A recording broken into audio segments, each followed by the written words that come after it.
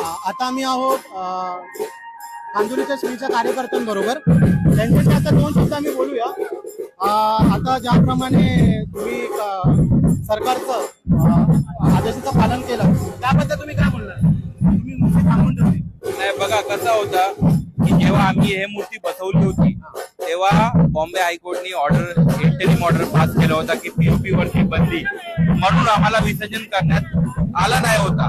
मग आम्ही डिसिजन घेतला, आम्ही 11व्या दिवशी मूर्ती मिरवणूक काढली आणि परत आपल्या मंडपात नेऊन ठेवली. त्यानंतर आम्ही 5 महिने मूर्ती ही सतत आपल्या मंडपात ठेवली होती. त्यानंतर जेव्हा 24 जुलै 2025 ला बॉम्बे हायकोर्टने ही ऑर्डर वेकेट केली तेव्हा आम्ही मंडळाने तात्पुरता मीटिंग घेऊन आणि डिसिजन घेतला की आता आपल्याला लवकरात लवकर आपल्या श्रीचं विसर्जन करायचं आहे. मग आम्ही हे मीटिंग घेऊन आम्ही 2 तारीख ठरवली. आम्ही लोकांना कळवलं की 2 तारीखला आपल्या श्री विसर्जनासाठी निघणार आहे. पण आता इतिहासामध्ये पहिल्यांदा झाले की तुम्ही 6 महिने देवाची सेवा केली. हो, ठीक आहे. आता तुमच्या कार्यकर्त्यांमध्ये तुम्ही काय बोलणार? माझे कार्यकर्त्यामध्ये मी एकच सांगतो की आमचे जे कार्यकर्ते आहे हे एवढे प्रामाणिक कार्यकर्ते आहे. हे 6 महिने नाही 6 वर्ष पण थांबायला रेडी होते, पण त्यांनी आम्हाला सांगितलं की भाई ही मूर्ती आहे असं ठेवूया, पण आपण मूर्ती आर्टिफिशियल पॉन्डला विसर्जन नाही करायचा.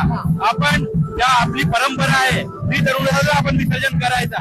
आणि आपण कार्यकर्ता संयम आणि कार्यकर्त्याचा आभार प्रकट करतो की लोक थांबले, आपले कार्यकर्त्याला सपोर्ट म्हणून आम्ही थांबलो आणि आज आपल्याला ही दिवस बघायला भेटलो. आता एवढी सेवा करून गणपती आपल्या घरी चालले, मग तुम्हाला कसं वाटतं? आता शेवटी आम्हाला असं वाटतंय की डोळ्यात पाणी तर आलेच आहे, पण जी प्रथा आहे ते पूर्ण तर करावंच लागणार.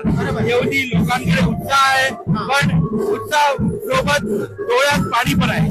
हा तर जल्लोष में विसर्जन होतं, तुम्ही काय बोलणार त्याचा? आम्ही फक्त एवढं सांगणार की हे जे जल्लोष आहे हे फक्त बाप्पांचा आशीर्वाद मुळे आहे. हे जे तुम्ही जे जनतेला बघताय हे फक्त कांदिवली श्री गणपती बाप्पा यांना जे मान्यवाले लोक आहे, हे आपला हिंदू समाज आहे, या लोकांना सगळं मी आभार प्रकट करतो.